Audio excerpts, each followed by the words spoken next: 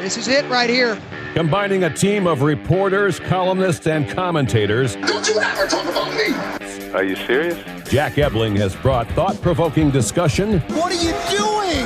That's a damn coaching mistake! Opinion. The customer is the one who decides when the future gets here. Oh, no! The ship is on fire! You have to check the report. Are you kidding me? That game was fixed. And overall infotainment. I'll take Jim Harbaugh. What has he done? Crazy cootie coming at you! Quiet, please. In exactly 15 seconds, we'll be on the air. Thanks, big fella. Don't you ever come back here again. No arguments. Those are called ass tunes. So buckle up. You talking to me? It's time for The Drive with Jack Ebling. Yeah, for some reason or another, you sound a little taller on radio. Great afternoon, Mid-Michigan and beyond, and welcome to The Drive with Jack, the Spotlight Radio Network. Jack Ebling here in studio with my producer, Rob Bennett. Navigated 3 detours on the way here and the Lansing parking system. You know what? 2 weeks ago here, I said, okay, I don't have time to do the parking here. I'm going to do it at the first break. Of course, that was one break too late and got nailed, but that's happened to a number of our in-studio guests too. Rob Bennett, we have waiting patiently online, Deshaun Tate. He is our Lansing-bred, Atlanta-based basketball savant. It's Tate's Take Hoops, where basketball lives. How are you, Deshaun? 2,500 episodes. Yeah. Man, 2,500. I know how you are sometimes these things, Jack, and you don't like all the attention and this and that. Listen, man, I got to start it off that way. I just want to give you all your flowers, man. I just got to give you all your flowers for that. That's a heck of a thing to accomplish, man, and I'm just really, really blessed and honored to be a part of it. Well, thank you so much. So much of life is just showing up and putting one foot in front of the other, and you don't think about numbers like that, but eventually they are there, and I appreciate everyone who has helped with these shows, not just the 2,500 here with The Drive going back to 2013, but about the same number going back to 2002 when Crawford and I started the sports page with Jack and Tom, and then Ebling and you, and I've been at just about every station imaginable, Deshaun. I think if I had a walkie-talkie outside, that's the only thing I've missed. But in terms of doing radio in Lansing, and I never thought this would be a career. And 25 years at the State Journal, and then one day I said, this sounds like it might be a lot of fun, and never stopped doing it. So thank you so much. Let me say this no problem. I'm going to say this last little piece. It's okay to be humble and modest and all that other kind of stuff. But there's also some times that you could just kind of, maybe not gloat, but just bask in the glory of what you have accomplished, and nobody deserves it more than you. Well, I can't thank you enough for that. I think that the most important phrase to remember in life is a team sport. No one does anything alone. We all have help along the way. Some of us are pushed, some of us are lifted, some of us are carried across the finish line. And I have had so many people. No way would I have done this alone. Even The Drive wouldn't have started if Doug Warren hadn't bought in. And then all the great producers up now to Alex Seward and Rob here has been fantastic. And all of the guests, we started off with one per day as a co-host, and then we got slotted into some people like Deshaun Tate, who were with us every week and kind of by popular demand. So, so we go a week without Deshaun Tate, and Rob, you know what I get? And I go into the store and someone said, something happened to Deshaun? I said, no, he's busy. It's okay. They might have been talking about Watson. Somehow I doubt that. Well, no, I think it was basketball season. So they were thinking of you and thinking of what we have seen leading up to this point in the first round. Now we are to the conference semifinals, 2 games each night.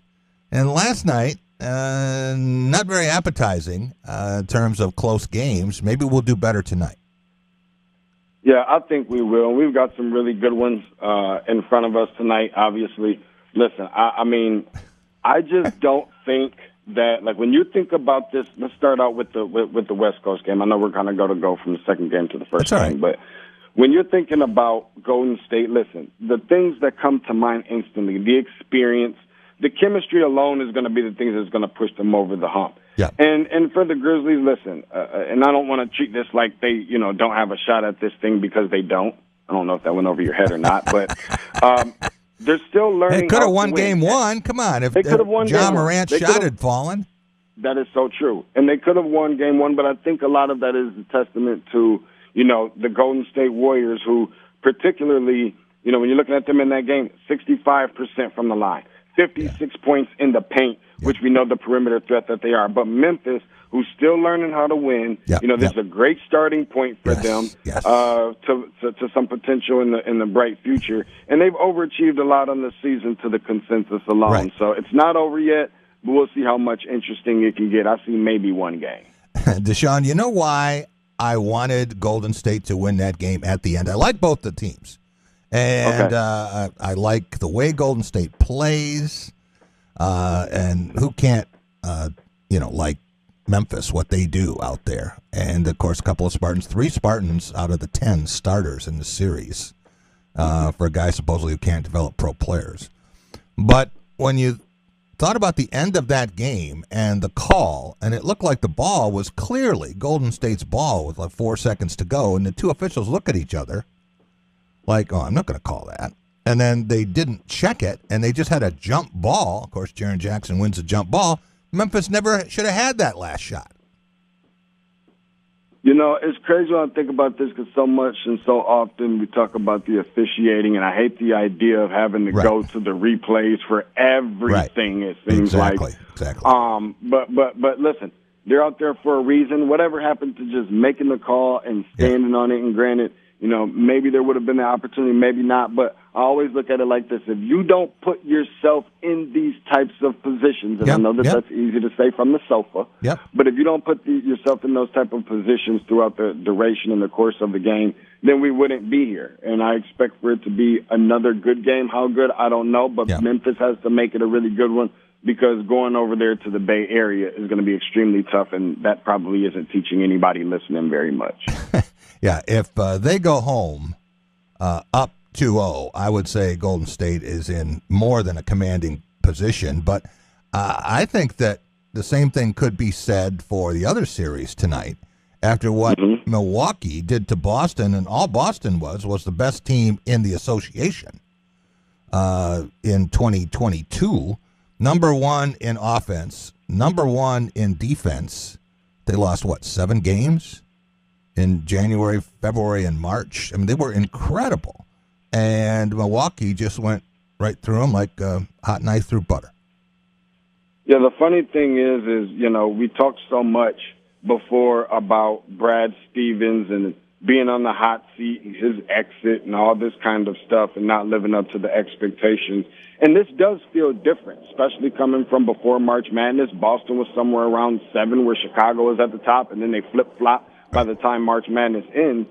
So it does feel different, but it feels like it's going to be the same result. And again, much like the series that we were talking about just a moment ago between the Warriors, the experience is kind of difference-making when you have a team who's defending a world championship and going to show that last year was not just a fluke. Now, the bench, the bench is the key to victory in some ways for me, where, it was not only very even scoring, but the combination of the duos between Peyton Pritchard and Grant Williams, and then, you got Grayson Allen, who's been kind of coming along so here and there, a little inconsistent, and Pat Connaughton.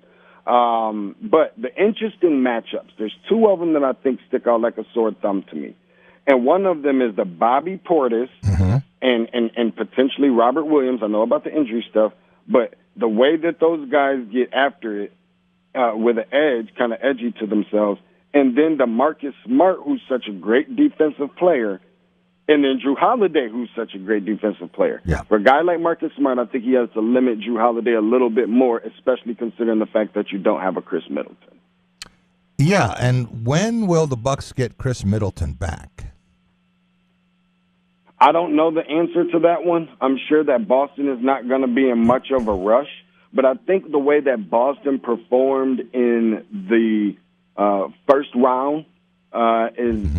you can't help but to feel like this is a little bit of a shock. And Milwaukee's only up 1-0. Yeah. And it still has a little bit of a feel like there's a shock to it, and that's credit, obviously, to Boston. But, for somebody like Giannis, think about this. He went 9 for 25. His play style is all downhill, all that good stuff, his ability to finish at the rim. They still win on the road versus the higher seed, minus Chris Middleton, and channeling my inner Jack Ebling right there, as I always do. But even more so, the fact that Boston was probably the hottest team coming into, and the most confident team, deservedly so, coming into the second round. So you have to give Milwaukee some credit. But I think the key for a lot of this, what we're seeing now, especially with Memphis, is exactly what you said earlier, that you have to learn how to win. I think we saw Minnesota take a step. I think we saw the Pelicans take a step. Last year, the Suns were terrific, but they were not ready to seal the deal. And Milwaukee had been through all of that. Times when it looked like they were the best team and couldn't get it done, eventually you figure it out. Yeah, they did. And listen, Mike Budenholzer's been doing this long enough, and, Giannis playing with extreme confidence, and, maybe he doesn't win the MVP or whatever, but they're still right there. No matter what they look like throughout this season, whether they looked really good or had those moments where they didn't really look so good and you can't really see them going back-to-back, yet still there was never anything that said, I don't care who you put in front of them in the East. Don't care who it is. It could be Miami, Chicago, this team, that team, Brooklyn, I don't care, Philly, you name it. You never felt like that they couldn't at least make a run to the finals, and I think that they're showing it.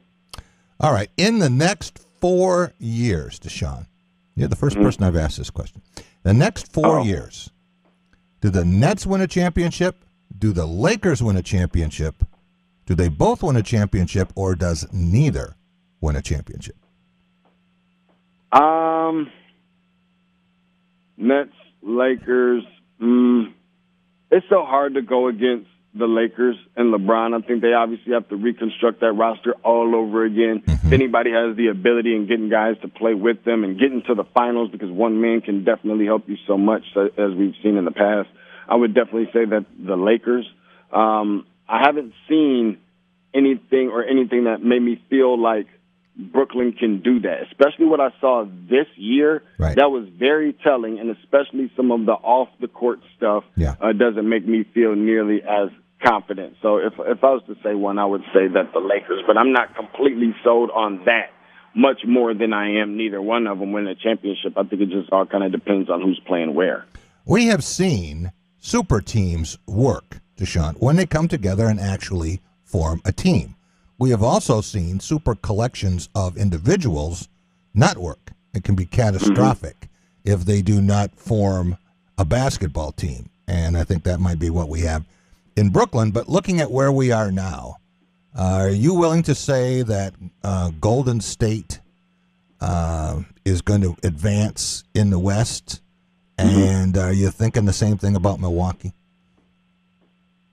I am. And I felt that way coming in. I feel that way about Phoenix.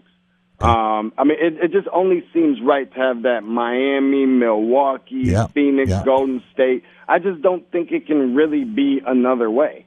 There's still a ton of games still left to play, and I don't necessarily want to count anyone out. But I can't imagine that you'd be able to, pay too much rent with assuming that you take all four of those teams to advance to the conference finals, respectively. Okay, so you have both ones and both threes, right? 1 versus 3 in each conference. I want to talk about college basketball here for a couple of minutes. Yeah, because May 1st was the deadline pending a court challenge, and we're such a litigious society that anything is possible. But the deadline has held thus far.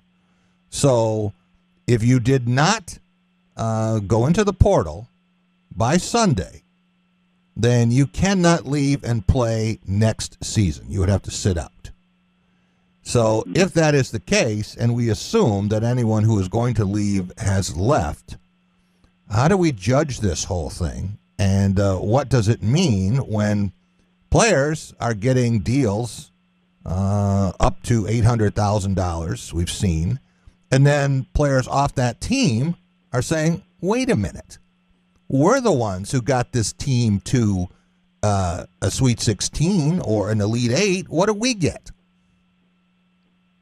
Yeah, I don't know how you judge it. I'm still trying to wrap my mind around it, and I know that that's not a very popular answer. Everything's just kind of everywhere at this point in time with college basketball and, you know, when you're looking at NIL deals and you're looking at, you know, transfer portals and I can only imagine that that's going to continue to drive coaches out of the door. How do you get a grip on this thing? I don't think it's the worst thing in the world that, you know, players are getting the opportunity to put some money in their pocket and things like that. I think that when it starts to overshadow, you know, the team chemistry and winning and where that can take you in the postseason, then that makes things a little bit different. But you know, it's crazy with the society and everything else that we're living in, and them getting these opportunities. But I think overall, it's a great thing, and I'm not really sure where it's going. I mean, I'll be honest with you. Like I said, I know that that's not a very popular thing, Jack, but I'm still just trying to really get a feel for it. I just definitely want there to, without anything else, there needs to be some accountability, definitely on the coaches, but even more certainly on the players. Yeah, the coaches definitely share in that, and I think the coaches have helped create this monster. Some of them have left before bowl games. They've bolted, and in basketball, you see the same thing. You know, they complain about money, but they're the first ones with their hands out. But I think that in terms of the fans, you can say the game is for the players. Sometimes coaches think it's for the coaches. But for the fans and the people who are paying the bills, they do not want to see players leaving all of the time and the name on the back mean that much more than the name on the front. That's what pro basketball is all about. College basketball has always been about the team, the school, the identity. And yeah, you get some stars, but you get them for 2 years or 3 years. Or, you know, sometimes it used to be 1 year. But it's not a situation where it's all me, me, me, me, me. There's some of that, maybe more than we realize. But now it seems like that is first, second, and third. Yeah, for sure. And you know what? And it brings up a good point for me to even say that, you know, it makes me think about how some of those diehard fans in Lexington, Kentucky feel, where they don't hang up anything but national championship banners and so forth like that. And here they are not even playing for them in many cases. Go back to as recent as this year, getting eliminated in the first round by St. Peter's. But Cal has been on the record for talking about how much more, or not necessarily just importance, but to get some of these guys' families fed and things of that nature. And I'm not totally against that either. But how does the fan base feel? Where it's all about the name on the front of the jersey, which is obviously very important. And then even more so, you have a situation where all the hype that was coming along and over with the Imani Bates and all that kind of stuff, coming over to Memphis, and now having to make a whole other decision of going to a whole different place now, it just kind of leaves so many different programs in limbo. I'm not mad at the players for taking advantage of it, but I'm not mad at the fan base for feeling away either. Imani Bates is another story, Deshaun. I think that would be like hiring Jeffrey Dahmer to run a daycare, is putting him on your team. When you have someone who is proven that, what did he do at Memphis? Recruits came in and he badmouthed the coach. Finally, they told him, look, get your stuff and get out of here. You're not doing anybody a favor. You're not helping us. You're not helping you. Go be you.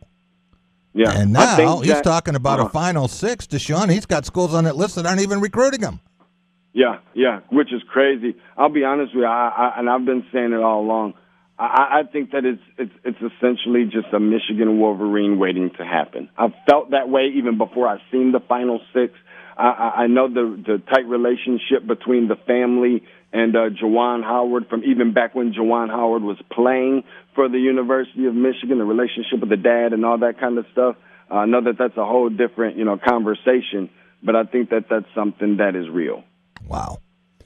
Well, I've heard more than one person say that Rocket Watts and Imani Bates are going to be joining Stan Heath at Eastern Michigan. Yeah, correct. I've heard it. That's interesting. When you see the list of schools, you got 5 schools, and then there's Eastern Michigan. You get that. Yeah. I want to ask you very quickly. We have Tom Lang here. We have our long drive segment. We got a lot going on today. Michigan State named a new hockey coach, Adam Nightingale. Neil Koepke will be here to talk about that, and then Tom Crawford will join us. But I have to ask you about Jackson Kohler and the Iverson Classic. And he showed out very well, as he has for anyone who's seen him. When you look at him, you might say, is he big enough? Is he quick enough? And then you watch his game, and there's some dazzling things to it. Yeah. Some guys, Jack, are just basketball players. Everything's not going to look great. Some stuff sometimes going to look unorthodox, but he is everything that I thought that he would be to this point, and I think that's going to continue, when he's in a Michigan State green and white uniform. But he looked really good in the Iverson Classic, and, he's just been one of the hotter names consistently. Maybe not at the very top of the list, but just from a consistency standpoint, and a guy who just, has those soft hands, and maybe not the, most athletically gifted guy, but great footwork, a very smart and intelligent, high IQ type of player. He's going to be really, really good for Michigan State. And, of course, there's going to be a lot of people who aren't aware of exactly. You have heard it here first, and actually not even this being the first time, unless you don't listen to Drive with Jack. And you've probably been living under a rock probably. But, Jackson Kohler is going to be I think that the key for Michigan State with this recruiting class, regardless who leaves, who does this, that, transfers, whatever, is that they've got players that they need. Now, they might need more of them, but they've got guys that fit Michigan State coming in for the next year, and that's something that's as key as anything else. Well, you make a great point, because when Tom Izzo has had championship teams or Final Four teams, in every case, guys have gotten demonstrably better. And you think back to this Memphis Golden State series, and I'm watching, of course, Jaren, he came in, he was a one and done. But you talk about the other guys here, and X and Draymond, you know how many games they combined to start in their 7 years at Michigan State? The first year, what did they do as freshmen? How many games did they start? Yeah, that one I don't know the answer to. I can tell you the correct answer is 0 plus 0. Neither one of them started a game, and Draymond had started 3 games total before his junior year, and he'd already been a captain. Wow, that's impressive. And again, going back to what you were saying, talking about a program that people say, struggles to put guys in the league and doesn't have an impact and all this other kind of stuff. You got to give credit, and not only that, but the relationship. Listen, I've been in enough NBA locker rooms, Jack, to where, and this is the difference. I've been in a lot of NBA locker rooms where I'm having conversations with now these NBA players who were then just recently coming off of their collegiate experience. Yeah. And it's like, that was just a stop for me. Right. There was no, and I'm not mad at them for it, but that's never really the conversation when I have them with players that are now in the NBA in those locker rooms, and they came from Michigan State. And I think that that's the difference when you have those kind of relationships. It's all about family. The one thing, I don't care how many articles, I know we're up against it, I don't care how many articles you read about this, that, and the other, whenever you hear about players that go on those recruiting visits and they'll choose a Michigan State or lack thereof, they always talk about the family bond that they have with that experience, and I think that that speaks high volume. Deshaun, thanks so much for joining us. Appreciate you today and every day, and we'll talk to you again next Tuesday. Thank you, Jack, and congratulations. 2,500. Deshaun Tate. Hey, we got Uper Rob here stopping in. Always good to see him, and Tom Lang is in the house. And we're going to talk about what happened at Oakland Hills and how they rescued everything. Some heroes in the process. We'll be right back on The Drive with Jack. At Culver's, we believe there's a right way to prepare a North Atlantic cod filet sandwich, the traditional way. By traditional, we mean the way it's done all across the Midwest. We start with the finest, hand-cut cod fillets, batter each by hand, and cook crispy golden to order. No shortcuts, just hot and flaky, hand-battered goodness. So good. It's a tradition, all right. Culver's North Atlantic cod fillet dinner or sandwich. Welcome to Delicious. If your next event or holiday party has you feeling stressed and overwhelmed, don't be. Voted Lansing's best new restaurant by Top of the Town, One North Kitchen and Bar has catering for every occasion from an award-winning chef. Book your next event by calling 517-901-5001.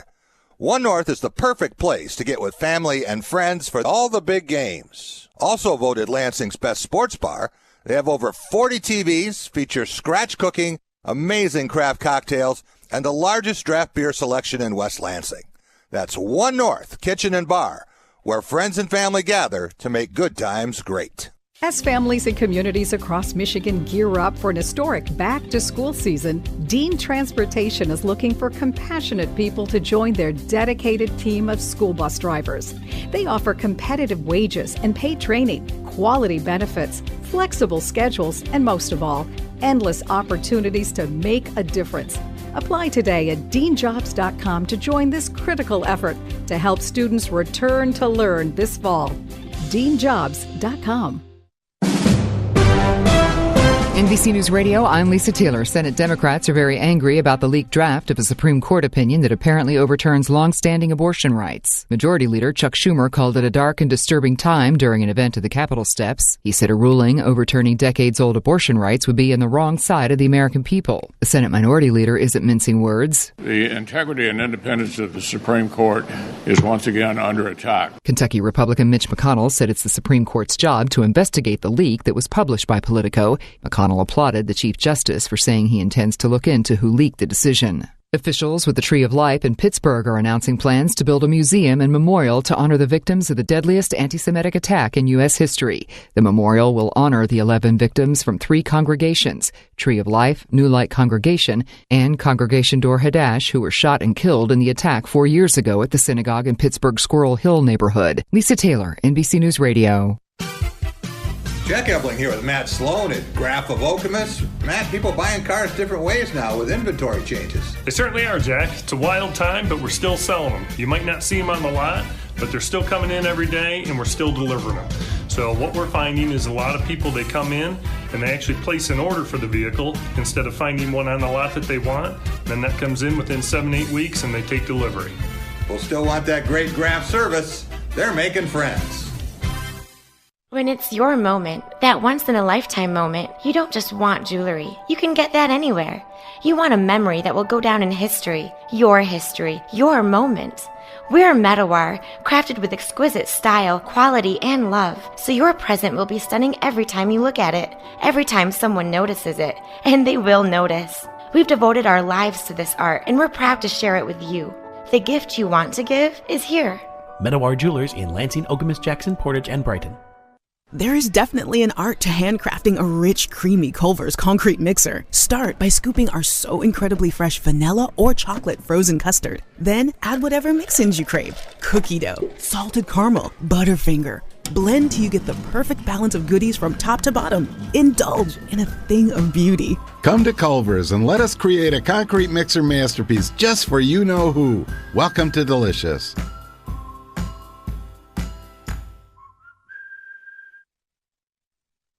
This is your Tuesday afternoon Spotlight Sports Update. I'm Rob Bennett. The Michigan State hockey head coach search has come to an end with the hiring of Adam Nightingale. Now, if that name sounds familiar, it should. Coach Nightingale comes back to Michigan State when he played for the Green and White from 2003 to 2005. For the past 2 seasons, he's been the head coach of the U.S. National Team Developmental Program and brings 4 years of NHL coaching experience, including as an assistant coach for the Detroit Red Wings during the 2019-20 season. Coach Nightingale becomes the 8th head coach in program history.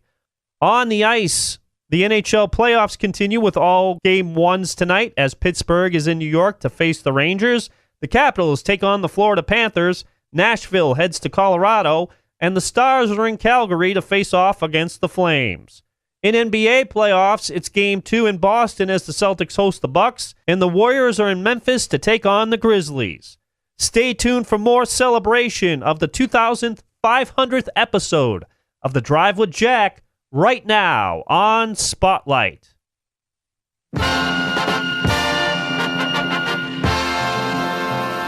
Welcome back. It's The Drive with Jack, the Spotlight Radio Network. So many listeners we've had. And great to see you, Rob, and kind of representing all the people who've been with us from the start of this ride. It's back since January of 2013 when we moved across town. And, well, actually started another station and then moved over here to Spotlight 2 years later. Rob, we have with us, as we do each Tuesday at this time, Tom Lang, Mr. Michigan Golf Journal. And it's time for the Long Drive segment, brought to you by the Links at Hunters Ridge. Tom, how are you? Doing great. Not exactly golf weather. It's not, and I tried to play yesterday. You did? At the media day for the Meyer LPGA Classic, and it was dry, but I had to bow out after about 12 holes. I've got a little bit of a injury that flared up when I was hitting really good drives. Really? Yeah, the drives are gorgeous, but it was painful. Were your drives better because you weren't trying to do too much? I hear that once in a while. Maybe, but the last two drives that I hurt myself on, I was fine with the other shots to get to the hole, and I think I was taking easier swings on those. You know what really infuriates a spouse? When you go out and play golf, and then you come home and you say, you know what, I think I hurt myself. I just can't do some of the 80 chores that you were supposed to do, right? And you hurt yourself golfing. That usually doesn't work too well. Actually, I get zero grief from my wife. Really? In fact, she's forcing me to join a golf league this year. Can she do seminars and clinics and things for other?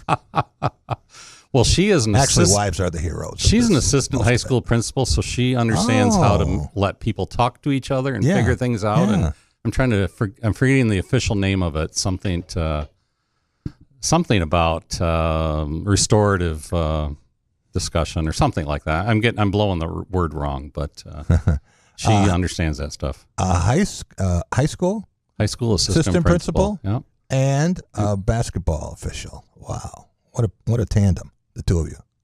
Yeah, she hates officiating and doesn't come to any of my games, and so and the fact she's forcing me to join a league because she wants me to meet new people and play golf, the thing I love to do the most. So you know what I'd like to see? I'd like to see the Officials Association work it out, where the wives would form an association and go and cheer the officials when they make a call.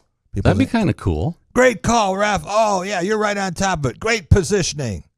Good anticipate. You don't never see that, right? Well, actually, just a quick side note. Our Officials Association in Southwest Michigan got a anonymous note from multiple coaches just 2 days ago of how great the officiating's been, how much they appreciate us. It was anonymous? Anonymous from supposedly a group of coaches. So you couldn't give them better calls next year? Correct, I guess so. But they were mostly focused on you guys hustled your butts. That's nice. That's really nice. Especially through COVID the last couple of years, game changes, schedule changes, shortages of people, knowing that a lot of officials were doing 2 and 3 games a night instead of one. Can you share more of that with me later? Because I want to run that one by Mark Ewell. Yeah. His background was officiating before he became... Absolutely. Baseball mostly, but yeah. Yeah. All right. We have tons to talk about in the golf realm, and we have 3 great guests today. You want to do the introduction on Kathy? Sure. Kathy Cooper should be on the line. She is the tournament leadership for the Meyer LPGA Classic. And how you doing today, Kathy? I'm doing great. How are you? Wonderful, wonderful. The official name of the tournament is the Meyer LPGA Classic for Simply Give. Can you let our listeners know a little bit more about what Simply Give is and how it works? Yeah, absolutely. So Simply Give is our food giving program at Meyer. And what it does is helps us contribute to local food pantries throughout our footprint, over $7 million a year. And, over the course of the program, we've been able to raise between customers and our donations through special events and programs and things like the Meyer LPGA Classic, over $71 million in the course of 10 years. So it's huge. It's a huge support for our pantry partners, and they've really come to love the program and look to us for support. And you know what's gone on in the last several years, especially with the pandemic and now inflation. There are so many families that need help with food and meals, and it just makes it even more important. And my understanding is it acts kind of like a gift card where these food pantries can go into your stores and buy fresh produce and meats and vegetables, because people don't just want cereal boxes in their pantries. Right. So here's how the program works. We have $10 gift cards year-round on a special kiosk as you go through our check lanes, and they say Simply Give. You grab one of those cards. They're $10. You scan it through the register when you do your checkout, and that $10 goes to the local food pantry that is partnered with that store. So every store in the Meyer footprint has a local food pantry partner, and they rotate them about 3 or 4 times a year. So customers can donate that way, and on top of it, Meyer, through double match events and things like that, donate an additional $7 million a year. And, so it all adds up. And in the end, what we do is we provide gift cards back to those local food pantries, and they can come in and buy exactly what they need to support their pantries. That's fantastic. And we're to follow the food theme here. The Meyer LPGA Classic has almost always been voted the top fan food friendly, whatever words we want to use, on the entire tour. The most. Why is that? Well, she'll tell you, but it's a great program. And I heard steak and lobster this year. Did I hear that correctly? You did. Father's Day. You did. We will always tell you that our tournament is more than just a golf tournament. And at the heart of the reason we do it, as I said, is Simply Giving. It's about giving and helping support food. But what we do at this tournament is we have everything for families to come and have a great day.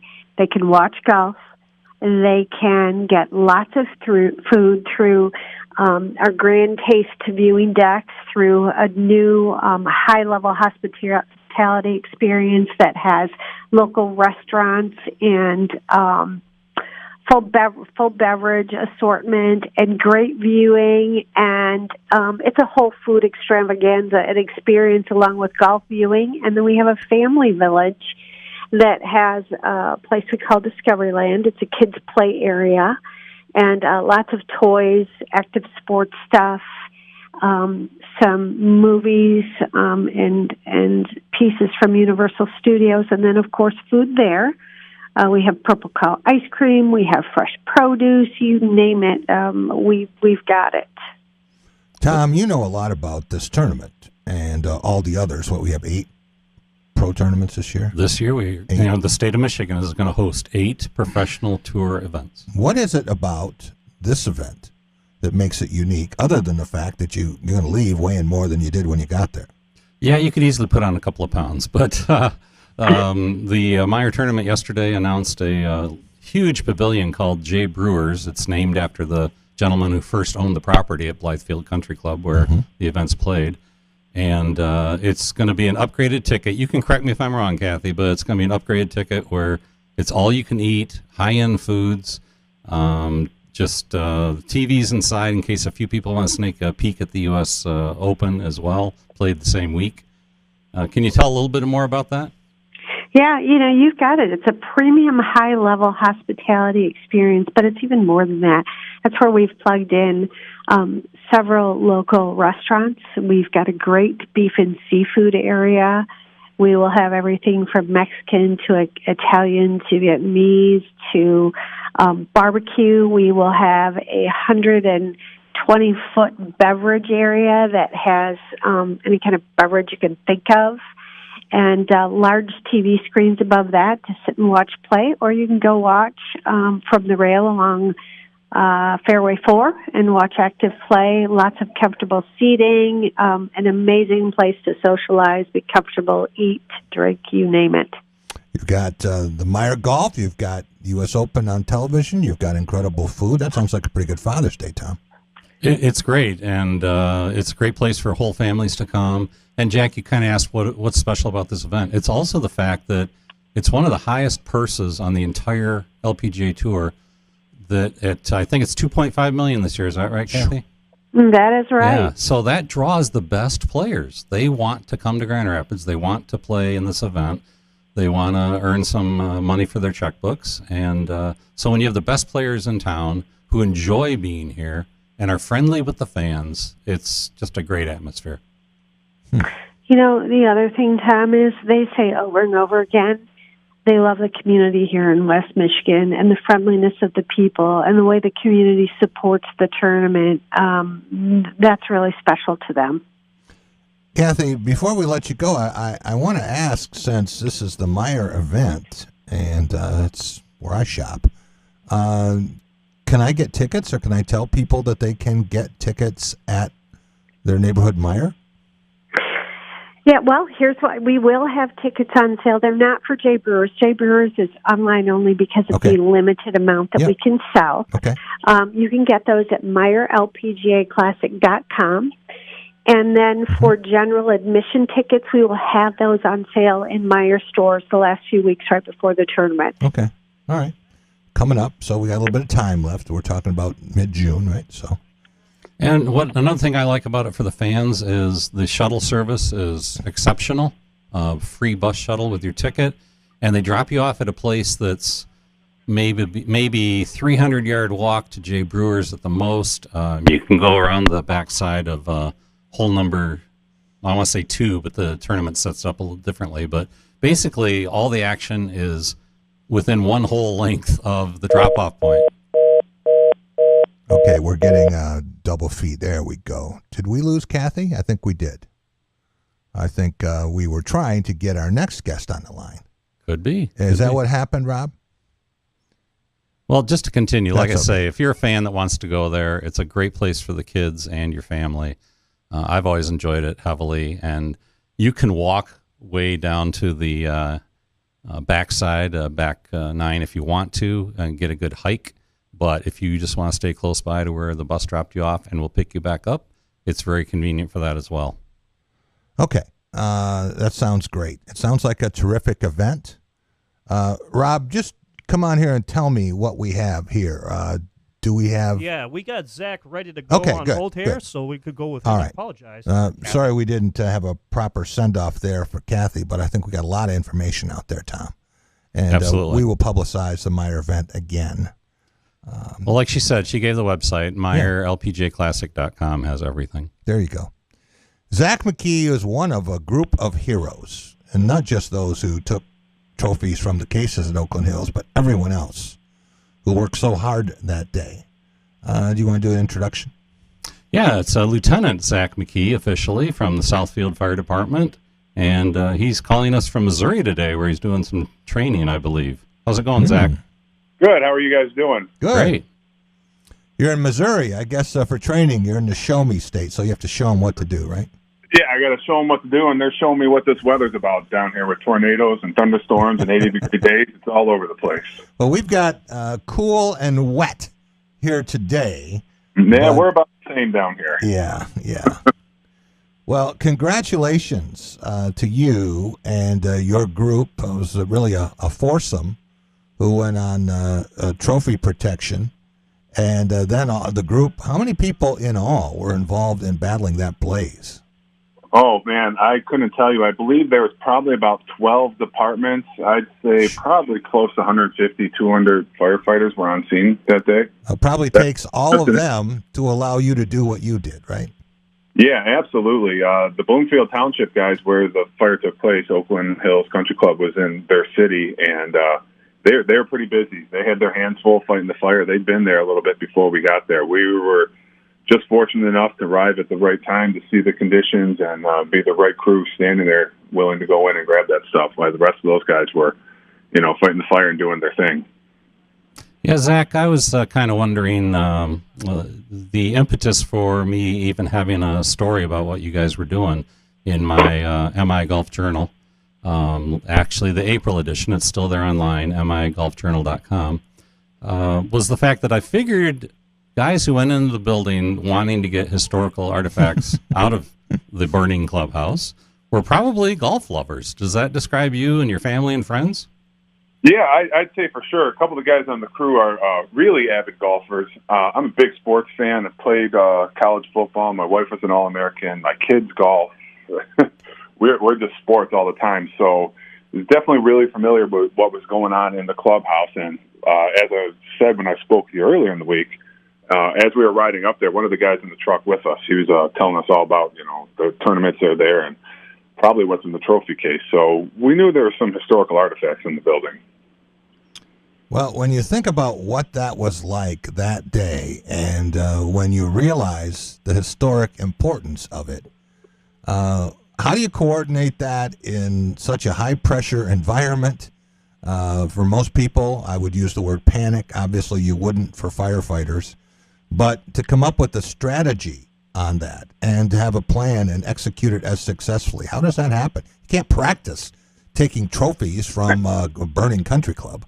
No, you can't with specifically for trophies, but we have in the past and even after that, when we have house fires, apartment fires, once the fire is controlled, we got to knock down, and if we're able to salvage people's stuff, sometimes that means a lot. So that's something all fire departments do pretty regularly. And as far as a plan going in place, just when we got there, like I said, I had a crew of 3 young guys, and they were really ready to go, and I was really looking to get us an assignment doing some work, not just sitting around standing outside on a hose line. So saw the opportunity for us to go inside and do some good. We got the permission from Chief Leroy, and that's basically how the ball started rolling on that.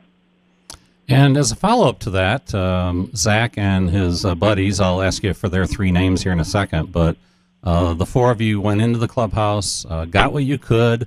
I heard you were only able to stay in about 5 minutes until you saw one of the ceilings starting to buckle. And the last thing you want to do is get trapped by a falling ceiling or roof. But in the time frame you were there, you saved as much as you could. And got just about everything, right? Yeah. And of value. Trophy-wise, for sure. But paintings? Some paintings as well, from what the descriptions I've received.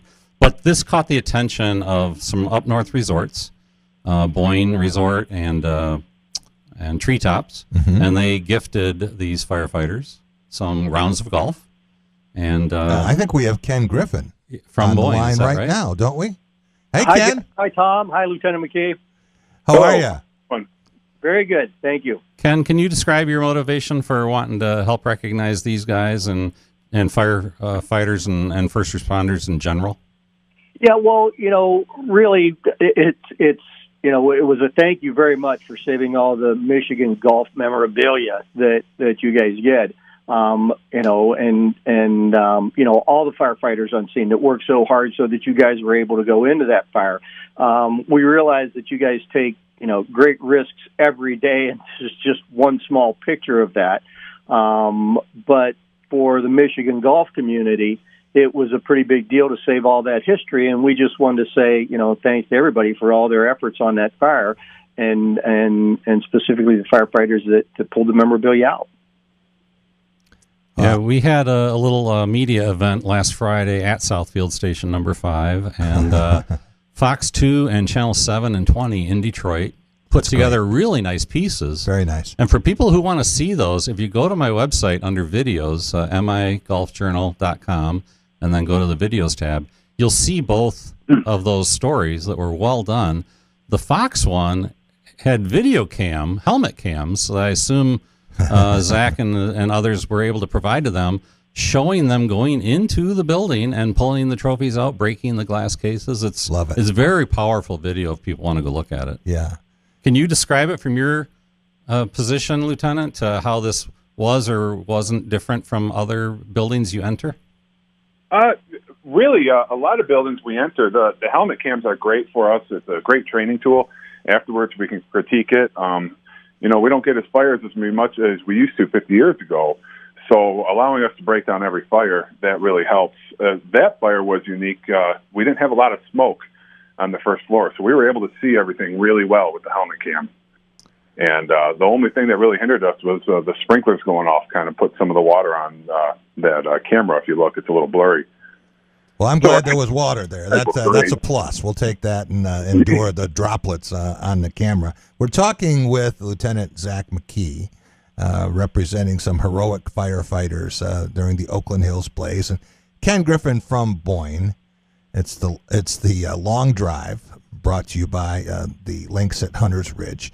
Lieutenant, when you think about what you did when you first went into the building, did you know where everything was? Did you have an idea exactly where you had to go, or was there some exploration and almost guesswork in the process?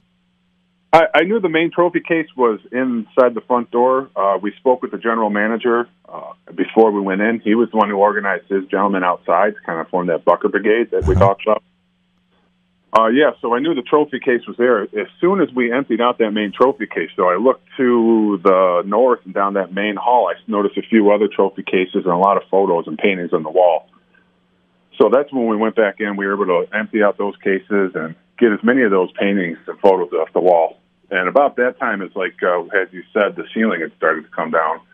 So they had some more stuff in a basement storage room. So they took us around the side, and we were able to get in there and get as much stuff as we could before that was being compromised by the outside wall kind of coming down. Hey, Ken, I assume you've been inside the clubhouse before. From your perspective as a golf lover yourself, can you kind of describe how important that place is to even somebody like yourself who's not a member, but it's kind of like a golf museum? Well, certainly of Michigan golf history. I mean, the number of national events that they have hosted at that club. And I think we're all just anxious, and I'm sure it'll come in due time, a list of everything that was. But, it sounds very positive, and there's just so much memorabilia in that clubhouse that it would cover every piece of it. Zach, I got the feeling that you want to take your son up north because you said he's a big golfer and you're kind of a history buff. Ken, can you give people a 30-second description of how Boyne's shaping up this year? I know it's been a cold spring for everybody up north. Well, cold spring or an extended winter, because it was a mild winter with a long spring, maybe is the way to say it. But we opened up the Moore course last weekend. The course came through winter in great shape, as did all of them. We got 4 more course openings this week. And then 3 more the following week. So we're looking forward to it. And the good news is the temperatures should be in the 60s this weekend. And they're supposed to be into the 70s next weekend. So it looks like we may get a real spring and early summer yet. Lieutenant, I wanted to kind of paint a little bit more of a picture of what the structure fire was kind of like, just based on interviews with you and some others, and your chief. We have the story continued in my magazine about how in the era it was built 100 years ago this summer, actually, craftsmen were really intrigued by and proud of making really long planks of wood that would go 3 stories tall even. And I guess that's kind of worse for containing a fire. Can you explain something like that? And you said the smoke was relatively clear. I was told that you guys were even having a hard time finding a source for the fire as far as where it might be traveling in the building. Yeah, as far as the source, the Bloomfield Township guys, they found it initially pretty quick, but then it had traveled up through that balloon frame construction, what you were referencing to. Back in about when it was built, trees were a lot larger. We didn't cut them all down, so we were able to get timber that stretched 3 floors sometimes. So there wasn't stops between each floor like we build buildings now. So that allows fire to travel from one floor to the attic much quicker. And I really wasn't interested in quizzing anyone about the source specifically, but what I mean was every fire has a certain smell, I'm told, whether it's electrical or wood burning or whatever, and this had such a unique smell or non-smell of all the other things was harder to pinpoint. Is that correct? Yeah, it's just you could tell wood was burning, and when that building was built, it was just all wood construction. You didn't have plastics and such as you do now, so it could have been anywhere in there, and in fact, it was pretty much everywhere in the attic by the time we got there. Well, Lieutenant, this is going to probably seem like a dumb question. Maybe it is, but what's the difference when you arrive at the scene of the fire and you sense that the fire has started in an attic or in a loft, and it's at the upper stage of a structure as opposed to starting on the ground floor and spreading upward? Oh, well, there's a couple things. Obviously, fire and heat travel upward. So if it's in the attic, we have a little bit more time to do some rescue stuff and get people out from lower floors. If it's on the first floor, we're really concerned about the people on the floors above right away. Yeah. And just being in an attic, it's tough to get to. We have to pull a lot of ceiling. We got to get up in there. We got to crawl around. That's what we were doing in the men's locker room after we pulled out the trophies. We pulled down a bunch of ceiling. We were standing on lockers and trusses in the attic trying to put the fire out. Wow. So, Ken, where do you think that the firefighters should play? You talk about all the courses that are opening up at Boyne. Do you have a specific layout in mind for them, or they're on their own? Well, I mean, they can pick. I think we put 7 of the courses on there that they could play out of the 10 courses that we have. So they get to pick the ones that they think they'll enjoy the most. So everybody has their bucket list for our courses, it seems. So that they get to pick and choose. Zach, I hope that you and your son are on fire on the back nine in a good way. Awesome. I hope so, too. Thanks so much for joining us, both of you. That was tremendous. Of course, we're going to be talking with Ken more throughout the summer and all the great stuff going on at Boyne, and Lieutenant Zach McKee representing the firefighters and all the heroism at Oakland Hills. All right.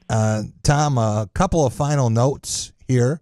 The Big Ten men's golf tournament last weekend for Michigan State, another close but not quite. Almost winning the championship, but it was heart-wrenching. Yeah, down the stretch didn't happen. Very heart-wrenching. MSU started the first day on a Friday down at not the Pete Dye course, the Donald Ross old course that's over 100 years old down at French Lick Resort. They started out 12 under on the first round, and we're just cleaning the clocks of the field. And then the eventual winner, Illinois, came back, and Michigan State went from 12 under on the first round to shooting 13 over as a team in the round 2, but still led by 1 or 2 strokes, I believe. Is that weather related mostly? It could be the pin placements, the little bit of adjustments. Yeah, the little bit of video that I saw, the wind was blowing super, super hard on Sunday, but it was for everybody, of course. It wasn't blowing as hard for Illinois, apparently. My gut feeling is when MSU shot 12 under the first round, and a few other teams were also well under par, the Big Ten was probably talking to the superintendent saying that's not going to happen anymore. Yeah. Which, if that's the case, and it's total speculation on my part, but if that's the case, I would disagree with that because Northern Golf gets a bad enough reputation that our players don't play as well compared to the California and Florida scores that they're all shooting under par every week. And we need to show that our scores can be just as good as the guys down south. Again, I'm just speculating, but if that was happening, we need to fix that because we need to show that our guys are just as strong.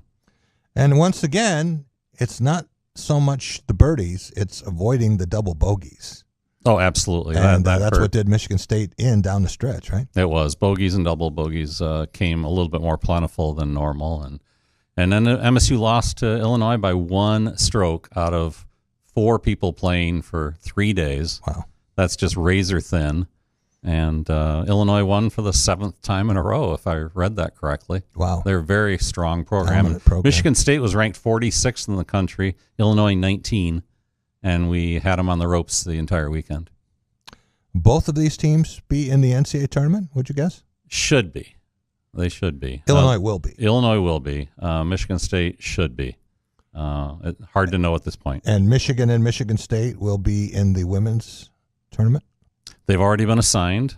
Michigan is staying at home in Ann Arbor to play on their Alistair McKenzie designed course. And if Michigan State had won, would it have played there or would it have still traveled? Good question. I've never really known the mentality of NCAA golf assignments, but if I remember correctly, MSU is going to Stillwater, Oklahoma. So, but just play hard, and they'll have better weather than here at Ann Arbor, I'm sure. Yeah. The chances are higher. Thanks so much, Tom, for coming in and for setting up these 3 interviews, as always. It's amazing to think that we're already 5 weeks in here for the long drive segments. Time is flying. Yeah. A lot of guests on and a lot more coming. We're going to do 20 weeks of this throughout spring and summer. We will be right back, and Neil Koepke will join us, my Human Hockey website. We're going to talk about Michigan State's new hockey coach, Adam Nightingale, and we've also got Stanley Cup playoffs beginning this week, so we've got some action here to talk about with that as well. We'll be right back on The Drive with Jack. At Culver's, we believe there's a right way to prepare a North Atlantic cod fillet sandwich, the traditional way. By traditional, we mean the way it's done all across the Midwest. We start with the finest, hand-cut cod fillets, batter each by hand, and cook crispy golden to order. No shortcuts, just hot and flaky, hand-battered goodness. So good. It's a tradition, all right. Culver's North Atlantic cod fillet dinner or sandwich. Welcome to Delicious. If your next event or holiday party has you feeling stressed and overwhelmed, don't be. Voted Lansing's best new restaurant by Top of the Town, One North Kitchen and Bar has catering for every occasion from an award-winning chef. Book your next event by calling 517-901-5001. One North is the perfect place to get with family and friends for all the big games. Also voted Lansing's best sports bar, they have over 40 TVs, feature scratch cooking, amazing craft cocktails, and the largest draft beer selection in West Lansing. That's One North Kitchen and Bar, where friends and family gather to make good times great. As families and communities across Michigan gear up for an historic back-to-school season, Dean Transportation is looking for compassionate people to join their dedicated team of school bus drivers. They offer competitive wages and paid training, quality benefits, flexible schedules, and most of all, endless opportunities to make a difference. Apply today at deanjobs.com to join this critical effort to help students return to learn this fall. deanjobs.com. Noted analyst Ming-Chi Kuo says Apple's rumored body temperature sensing feature is expected for the Apple Watch Series 8. In addition to monitoring skin temperature modifications that might indicate the presence of illness, the sensor might also be used in fertility planning. The feature was supposed to be on the Series 7 watch, but it's proving to be a temperamental technology to perfect. Apple Watch Series 8 expected in the second half of this year. Kindle e-readers are going to make it easier to load ebooks you didn't buy from Amazon. After 15 years, Amazon is going to finally support the EPUB ebook format used by the wide majority of online bookstores. Amazon isn't going to completely simplify the process, but there will be some sort of way to convert EPUB files into an Amazon-specific digital book file format. 2 months after he launched Truth Social, former President Donald Trump finally started posting on his very own alternative social media platform. "I'm back," he posted alongside with a photo of himself. He also tacked on the hashtag Kofefi in a reference to the bizarre tweet he made back in 2017 before he was banned from Twitter. Tech Report, Larry Olson, NBC News Radio. Jack Ebling here with Matt Sloan at Graph of Okemos. Matt, people buying cars different ways now with inventory changes. They certainly are, Jack. It's a wild time, but we're still selling them. You might not see them on the lot, but they're still coming in every day, and we're still delivering them. So what we're finding is a lot of people, they come in, and they actually place an order for the vehicle instead of finding one on the lot that they want. Then that comes in within 7-8 weeks, and they take delivery. We'll still want that great Graph service. They're making friends. When it's your moment, that once-in-a-lifetime moment, you don't just want jewelry. You can get that anywhere. You want a memory that will go down in history, your moment. We're Medawar, crafted with exquisite style, quality, and love, so your present will be stunning every time you look at it, every time someone notices it, and they will notice. We've devoted our lives to this art, and we're proud to share it with you. The gift you want to give is here. Medawar Jewelers in Lansing, Okemos, Jackson, Portage, and Brighton. There is definitely an art to handcrafting a rich, creamy Culver's concrete mixer. Start by scooping our so incredibly fresh vanilla or chocolate frozen custard. Then add whatever mix-ins you crave. Cookie dough, salted caramel, Butterfinger. Blend till you get the perfect balance of goodies from top to bottom. Indulge in a thing of beauty. Come to Culver's and let us create a concrete mixer masterpiece just for you-know-who. Welcome to Delicious.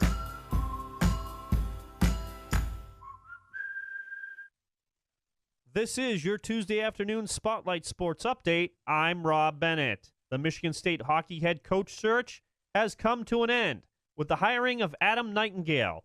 Now, if that name sounds familiar, it should. Coach Nightingale comes back to Michigan State when he played for the Green and White from 2003 to 2005. For the past 2 seasons, he's been the head coach of the U.S. National Team Developmental Program and brings 4 years of NHL coaching experience, including as an assistant coach for the Detroit Red Wings during the 2019-20 season. Coach Nightingale becomes the 8th head coach in program history. On the ice, the NHL playoffs continue with all game ones tonight as Pittsburgh is in New York to face the Rangers. The Capitals take on the Florida Panthers. Nashville heads to Colorado, and the Stars are in Calgary to face off against the Flames. In NBA playoffs, it's Game 2 in Boston as the Celtics host the Bucks, and the Warriors are in Memphis to take on the Grizzlies. Stay tuned for more celebration of the 2,500th episode of The Drive with Jack right now on Spotlight.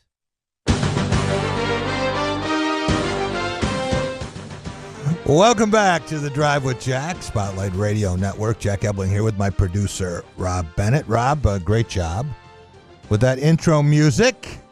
It is Stanley Cup playoffs time, and it is new head coach time at Michigan State. Want to welcome in Neil Kepke, longtime State of Michigan sports writer. He is a MSUSpartans.com columnist and My Human Hockey website. Neil, the choice of Adam Nightingale, maybe not the sexiest choice that Michigan State could have made, but what was Alan Haller's rationale for that move?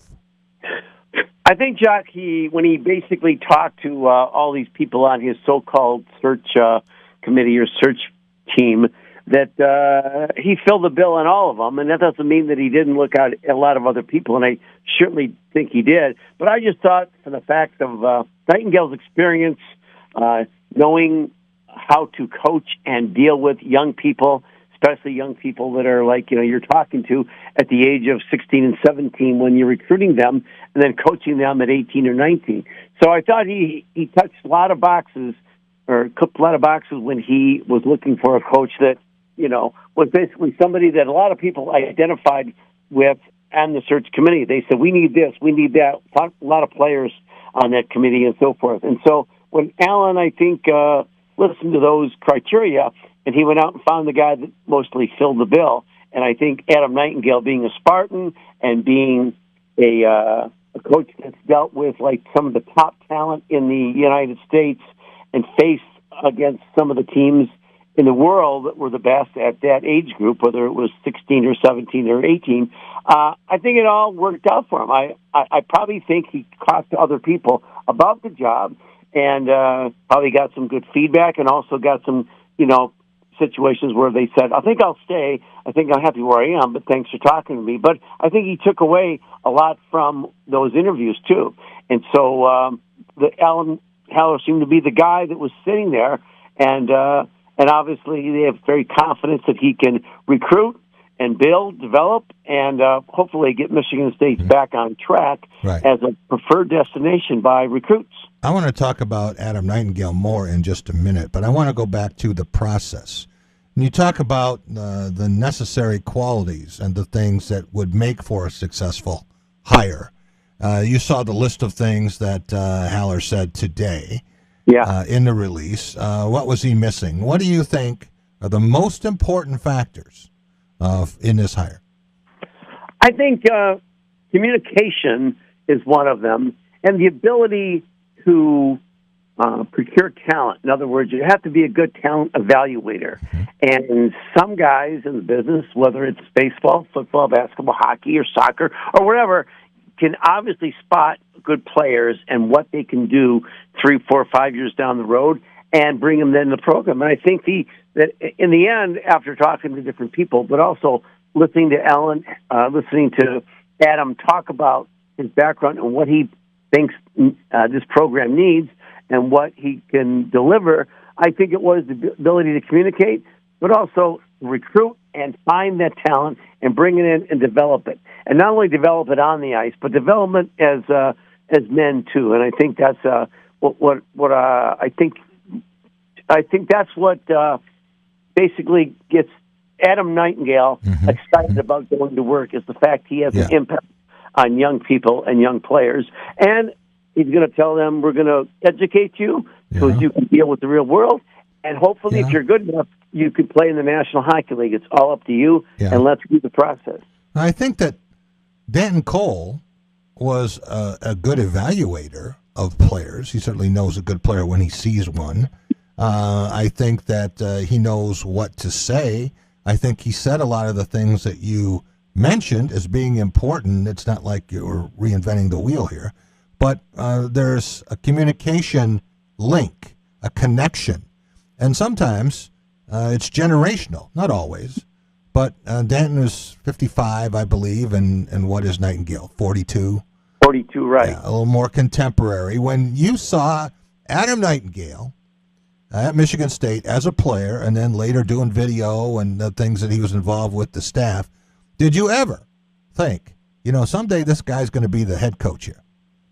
I never did that, but I did think he's got a feel for coaching and a drive for it. You could tell when he was around the program and dealing with Tom Anastas, and first Rick Comey, then Tom Anastas, that he basically loved what he was doing, and he had great ideas, and they seemed to work together. And he was learning from some of the best people, and then basically going out and on his own with different high school jobs, with different NHL teams. He just got done coaching with, some of the world's greatest junior players in Germany, and coaching with them and against them. And basically, I think he's just scooped up all that information. And I think, I did think, he's got a future in it. I don't think I ever thought that the player I was watching on the ice, and then when I was watching coach, basically was going to be the next coach of Michigan State. That probably didn't go through my mind, but certainly I thought he'd be one of the guys that would be in the next 15 years, one of the good coaches that could do things. And there are a lot of them out there right now, and obviously it was Alan Haller's job to find one, and he obviously felt that Adam Nightingale fits that bill to bring Michigan State back to prominence. There was definitely one name that was considered a home run hire, and some people would say there were two or three. Jeff Blashill, who was successful in a very brief stay at Western Michigan, I think a season, and then coach of the Red Wings for 7 years? 7 years, yeah. 7 years. And a lot of people thought, okay, well, he would be available, and Michigan State might be competing to get him. Yep. And then in terms of the collegiate ranks, Mike Hastings from Minnesota State, who'd done an amazing job there with that program, and then Nate Lehman, a guy I know you have a lot of respect for out at Providence, and what he had done leading, was it Union to a championship? He built Union to the championship after he left to go to Providence, and then he won at Providence. So. I got you. Okay, so he built the Union program, but he won the championship at Providence. So those three guys seem like maybe they were the names on a lot of people's lips as far as a wish list. Do you think that Alan Haller had interviews with those three? We don't know, and really we don't have a formal introduction until next Monday. I'm sure a lot will leak out, and we'll try to get Al on this show if we can. But in terms of the process, how close do you think it got? And is it fair to say that Adam Nightingale was at or near the top of the list all along? I think he was certainly at the top of the list overall. But I also think that, and I've been told that Alan Haller did make contact with Mike Hastings and interviewed him, and did make contact with Nate Lehman. I'm not sure if there was ever an interview, because sometimes when a person is contacted, they go back and forth, but it's not a formal interview unless they say, yeah, I'm really interested. Yeah. And I even think that he did kick tires on Jeff Blashill, and while he was talking to Blashill, which I believe basically said he'd like to stay in an NHL path, but Blashill gave him some ideas and some things that were important and people to really consider, look around. And I would believe Blashill would probably say, hey, here's one that you're already talking to, and that's Adam Nightingale. Yeah. Because they work together and as a development or a video coach. But Adam Nightingale traveled the circuit in the NHL as a regular on-ice assistant coach, talking to all the Red Wings and young players. So he's got that background, and I think that at the end was a person that he identified and said, he can really do it. And I think some of the people on that sort of search committee, former Spartans, were talking about what it would mean for a former Spartan if he fit all the requirements that Alan laid out. And I think in the end, even if somebody turned it down, I think you were always thinking that Nightingale was also a major candidate. But Michigan State promised to do a wide search, and I believe they did. Neil, you know everyone in the hockey world, but I am most interested not in what Adam Nightingale's going to say. I can probably preview his press conference for you, and what Alan Haller is going to say about this process. I would love it if you or someone else can get a hold of Jeff Blashill and break down Adam Nightingale. Yeah. And not only find out, if he is the one who recommended him or pitched him the same way Nick Saban did Mel Tucker. Sometimes when you get someone endorsing a candidate, as you suggest, from a different level, also for these players that are going to be recruited, I think hockey has the youngest base for making decisions in any sport. Well, these kids are like 15, right? And they're all decided what they're going to do. Well, now they have to be 16. They have to 16? be in their junior year. Yeah, they put the kibosh on two recruits committing at 13 or 14. I mean, you can send them stuff, but you can't really talk to them or offer them and not take a commitment until they're not 16. Well, I think a lot of them certainly have ideas in their mind more than they would in other sports. And if that is the case, I am thinking that the closer you have been to the National Hockey League, I mean, Danton's name is on the Stanley Cup, but it had been a while. And when he's talking about the league, he's telling stories about things that had happened a way back, whereas here you got Adam Nightingale, and, he's 2 years removed, and you can tell him a little bit about, what Larkin was like and what some of the other guys and how they made the adjustment and how college hockey can help you prepare for what the challenge is. So I think in terms of being contemporary, that's got to be a plus. It has to be a major plus, the fact that he has developed older players and watched them grow, and also, like you were saying, how the youth that he's talking to. Well, he's also talking or watching kids that are 14 and 15 and 16. Yeah. And in today's college hockey world, it's sort of like in almost all sports. Like Izzo can probably relate that in the summer is not really yours because you got to go to all these camps and these programs that have showcases and so forth. And Jack Parker of the Boston University thereof coaches, he once asked, what's the great thing about college hockey, coaching in college hockey? And he said, June, July, and August. Well, guess what? The coaches of today don't have June, July, and August to go on their sailboat and go out in the ocean and just, paddle around a little bit. They've got to be at these camps. Recruiting is such the vital part of it. And I think what Alan Haller saw in Nightingale was someone that was eager to recruit and eager to build a staff that is capable of developing young talent and but obviously bringing in talent and changing the perception of Michigan State hockey at the moment. All right, we know what Michigan State had done historically, and we know what it had not done recently. And when you think about the past two seasons, 5 conference wins 2 years ago, 5 conference wins last year. I think you and I both have respect for Danton, and he's a class guy. But what was missing, and what does Adam Nightingale need to do that hasn't been done? I think what was missing was the creating a good recruiting base and bringing in some high-profile players. Now, you don't have to have like all NHL draft picks, as Duluth has shown, as Minnesota State has shown. Right, and you can have 4 of the first 5 guys in the draft and not win it. Exactly, yeah, and you could have like 3 guys on your roster that are drafted by the NHL. I think that's what Minnesota State did, and you're 1 period away from winning the national title. But then Denver comes back and wins it, and then you say, look, all the recruits, but Minnesota State and but it's amazing. It's a factor of bringing in the right guys, putting them together, and creating a team.